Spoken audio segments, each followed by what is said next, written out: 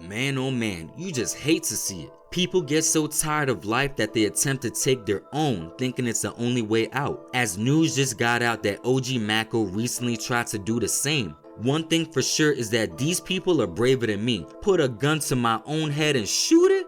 Ah, shit, hell nah. I prefer natural causes if possible. Fortunately, these artists attempted to take their own life but luckily failed. OG Maco.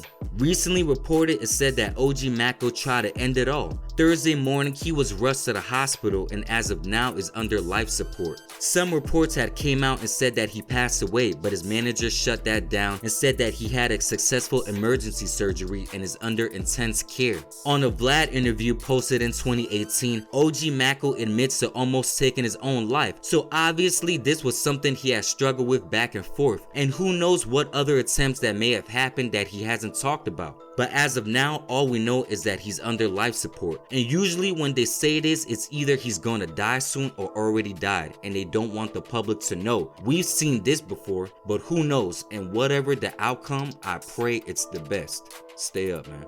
How close I was to not being here. You know what I'm saying? How close I was to offering my damn self. Oh, so you were gonna kill yourself? Yeah, I was extremely suicidal, dog. I'm gonna keep it 1,000. I woke up one night with my fucking gun in my hand. You know really? What I'm saying? I know, this is a true story. So you had a loaded gun? I had a loaded gun in my hand. I woke up with it. Do you remember actually? I don't even remember. You don't remember? You were that high? I remember crying. I remember waking up and I called that same ex and I was crying. Lil Wayne.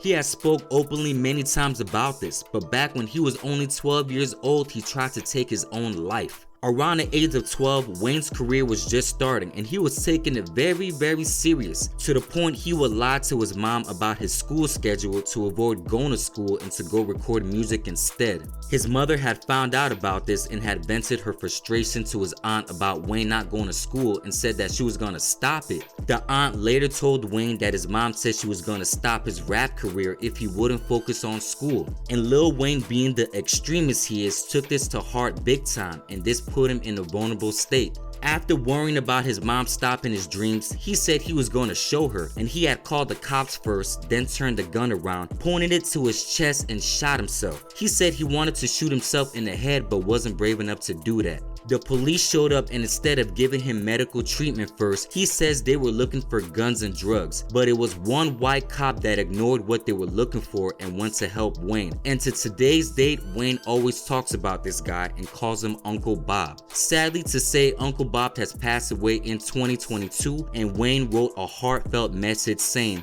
"Everything happens for a reason. I was dying when I met you at this very spot. You refused to let me die. Everything that doesn't happen for a reason. That reason being you and Faith. R.I.P. Uncle Bob." So lucky for us and Uncle Bob, Wayne is still here.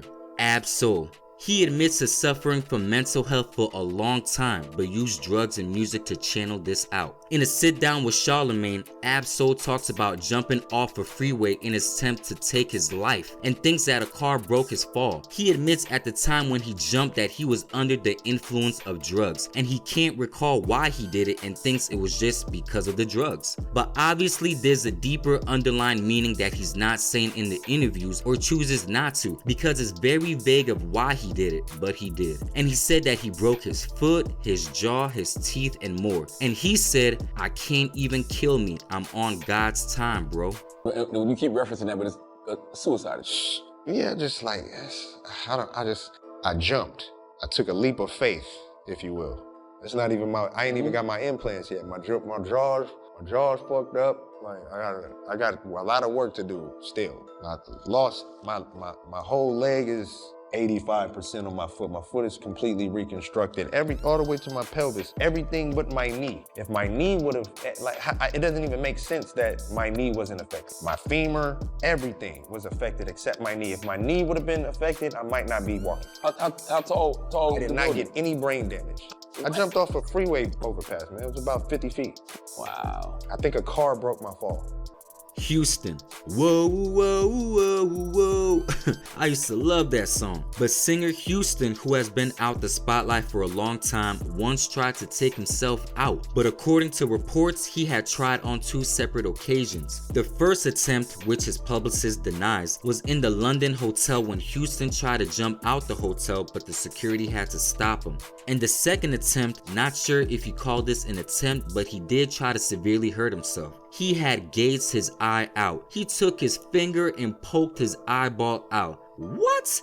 Nah, homie is on demon time for real. And that's actually what he said made him do it. His bodyguard had made a statement saying, "I went to check on him before going to bed and I saw blood on the floor." Houston was lying on the bed with the towel over his face and I removed the towel to find his eye hanging out. He said he had to get the devil off his back and that's the only way he could kill the devil. And in this interview, Houston says that all the stuff he was seeing in the industry made him do it and that the industry is fake and force you to do things you don't want to do. Now, what in the world did the industry do to this man?